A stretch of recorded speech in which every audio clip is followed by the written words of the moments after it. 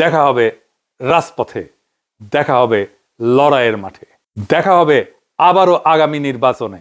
আমরা আরো শক্তিশালী হয়ে আপনাদের মুজিব 1973-এ এই কিসিমের একটা নির্বাচন করে গাড্ডায় পড়েছিল। হাসিনা নির্বাচন না দিয়া এরকম কিসিমের নির্বাচন করে গাড্ডায় দরকার ছিল না এইভাবে কারচুপি করার। ভোটটা সুষ্ঠু হয়েছে কিন্তু রেজাল্ট সুষ্ঠু হয় নাই। 10:30 পর্যন্ত রেজাল্ট আসতেছে মোটামুটি 2 জোট পাশাপাশি আগাইতেছে, 3-4টা সিটের গ্যাপ, কখনো এই জোট একবার আগে, কখনো আরেক জোট একবার আগে, তারপরে সব বন্ধ বেশ কিছুক্ষণ, ঘন্টা 2-1, তারপরে তত্তর করে বিএনপি আগে যেতেছে। আর জামাত জোট মনে হয় ঢাকার জ্যামে আটকেছে, আর নড়ে না, নড়ার চড়ার কোনো নাম নাই, ওইখানেই থাকলো। 40 থেকে বিএনপি 208 হইল। আচ্ছা বলেন তো, কখনো এভাবে ডেটা ফাংশন করে? ভোটের সব তো ডেটা অঙ্ক, এটা কি এইভাবে ফাংশন করে? মানে এটা বিজ্ঞানের কথা, ব্রেনটের কথা আর কি, এডুকেশনের কথা। এগুলো তো র্যান্ডম নাম্বার।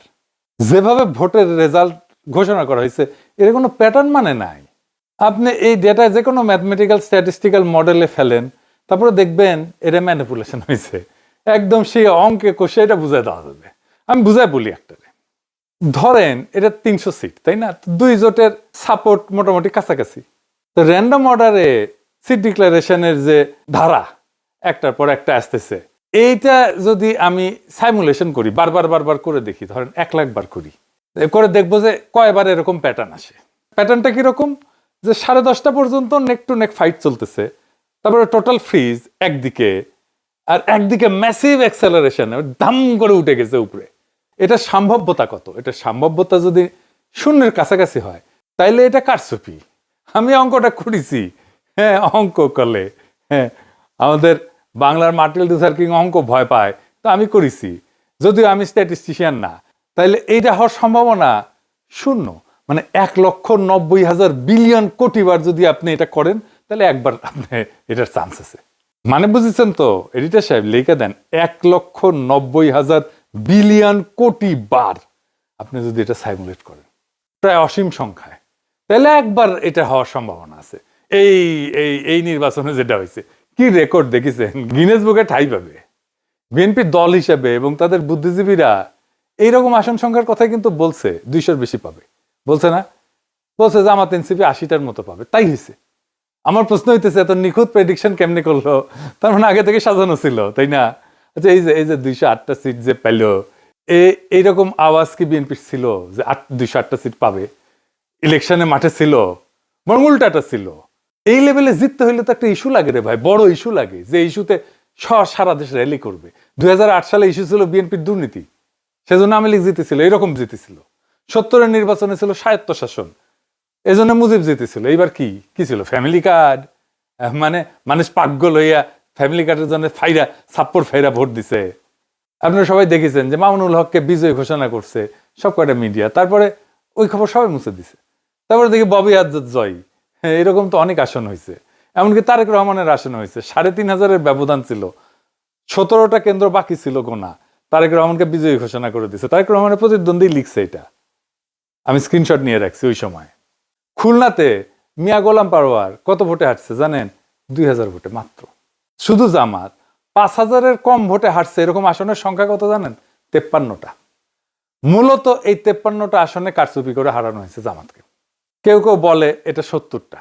জামাত তাইলে প্রকৃতপক্ষে আসনগুলোতে জিতছে, কিন্তু ডিপ স্টেট সংখ্যা কমায় কয়টা দিতেছে? 70টা না কয়টা যেন দিতেছে, খয়রাতি। এটা তো বিএনপির শক্তি না, এটা ডিপ স্টেট, আওয়ামী লীগ আর প্রশাসনের শক্তি। তার উপরে ভর করে তারেক রহমান দেশ চালাবে। কেমন চালাবে বুঝেন?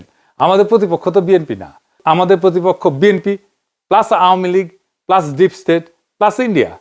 প্রয়াত ডক্টর আলী আকবর খান অর্থনীতিবিদ ছিলেন, সাবেক আমলা এবং তত্ত্বাবধায়ক সরকারের উপদেষ্টাও ছিলেন সাবেক। ওনার একটা বই আছে, অবাক বাংলাদেশ, বিচিত্র ছলনাজালের রাজনীতি। ওইটাই উনি লিখছেন যে কিভাবে নির্বাচনের ফল বদলায় দেওয়া হয়। উনি লিখেছেন কারচুপি হয় ভোট গণনার পর্যায়ে এবং ফলাফল ঘোষণার ঠিক আগের মুহূর্তে। বুঝিস একই জিনিস ঘটেছে না?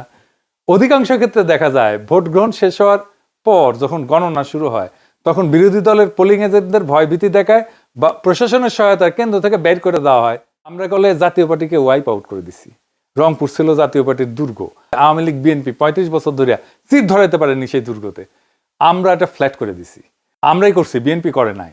রংপুরে বিএনপি আওয়ামী লীগ কিচ্ছু করতে পারে নাই, সেখানে যে এনসিপি জামাত তাদের হারায় দিল, সেই এনসিপি জামাত দুর্বল না যে সারা দেশে হারিয়ে গেল?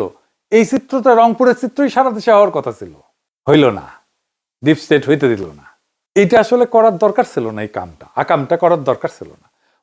কাশ্মীর একটা নির্বাচনের ফল মানে নাই, এই জন্য অগ্নিগর্ভ হয়ে আছে কাশ্মীর না কতদিন থেকে, কি অবস্থা এখানে, এখনো শান্ত হয় নাই। আবারও বাংলাদেশে এই কাজ করা লাগলো, এ তো লজ্জা হয়ে থাকবে, শুধু লজ্জা না, একটা বিপদ হয়ে থাকবে। এই কালি গা থেকে যাবে না বিএনপির, এবং যারা ইঞ্জিনিয়ারিং করছে যারা, তাদের এটা কাফারা দিতে হবে। এই জন্যে যে জামাত এনসিপি তো কম ভোট পায় নাই, হিসাব করে দেখেন পার্সেন্টেজে, এই লোকগুলোর উপেক্ষা করবেন কিভাবে? আপনি জিতলে অসুবিধা নাই, জিতেন, ভোট নিয়ে যেতেন, যতগুলো সিট জনগণ দেয় সে কয়টা নিয়ে খুশি থাকেন না। আপনার অ্যাবসলিউট মেজরিটি লাগবে। লিসে হাউস যেতে লিসে। উইনস্টন চার্চিল দ্বিতীয় বিশ্বযুদ্ধের সময় বিশাল বড় নেতা ছিল, তার প্যারালাল কেউ ছিল না। ব্রিটিশ মিডিয়ার সে একজন প্রিয় পাত্র ছিল আর কি। সেখানে যাইতো, সব জায়গায় মিডিয়া তাকে ছুটে যেত, মারাত্মক হাইপ তার, যেখানে যায় বিশাল সভা করে। তার মতো প্রোফাইল কারো নাই।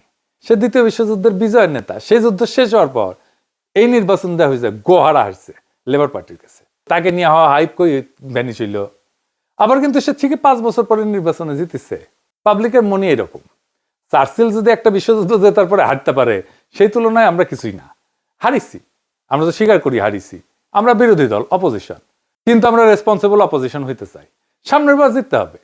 এই নির্বাচনের বিষয়ে যা যা আইনি ব্যবস্থা নেওয়া উচিত সেটা নিতে হবে, রেকর্ড রাখা জরুরি, সব ডকুমেন্টেশন রাখতে হবে, ভিডিও ডকুমেন্টারি কইরা, পোলিং অফিসার, প্রিজাইডিং অফিসার যারা ছিল তাদের নাম টাম রাখতে হবে, নির্বাচন কমিশনে কারা কারা দায়িত্ব ছিলেন সবকিছু সহ, প্রত্যেকটা কেন্দ্রে ভোটের ফলের কপি রাখতে হবে, স্বাক্ষর করা কপি।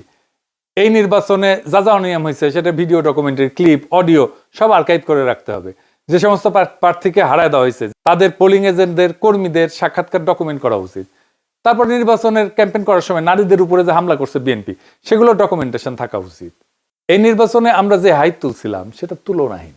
সেই জন্য সবাইকে আন্তরিক ধন্যবাদ। অসম্ভব কাজ করছেন আপনারা, কিন্তু সেটাকে ব্যালটে নিয়ে যাওয়ার জন্য যে আরো কিছু করণীয় ছিল সেটা আমরা ঠিক মতো করতে পারি না, এটা স্বীকার করা ভালো, বা করতে পারি নাই। ভোট কেন্দ্রগুলোতে পর্যাপ্ত কর্মী দেওয়া যায় নাই, বেশ কিছু আসনে বিদ্রোহী প্রার্থী ছিল, এটা আমাদের জন্য সমস্যা করছে। কোনো মিডিয়া নাই আমাদের সাথে, কেউ আমাদের কথা বলে না, লিখে না। ইলেকশন ক্যাম্পেইনে ইন্ডিয়া ইস্যু যেভাবে আসা দরকার ছিল সেভাবে আসে নাই। আমি জানি না কেন ওনারা আনেন না, ইন্ডিয়ারে অখুশি করবেন কিনা। ইন্ডিয়া যদি অখুশি হয়ে যায় সেটা ভেবে যদি না বলে থাকেন তাহলে তাদের বিপদ। নারীদের একটা রিজার্ভেশন ছিল, এটা কাটে নাই।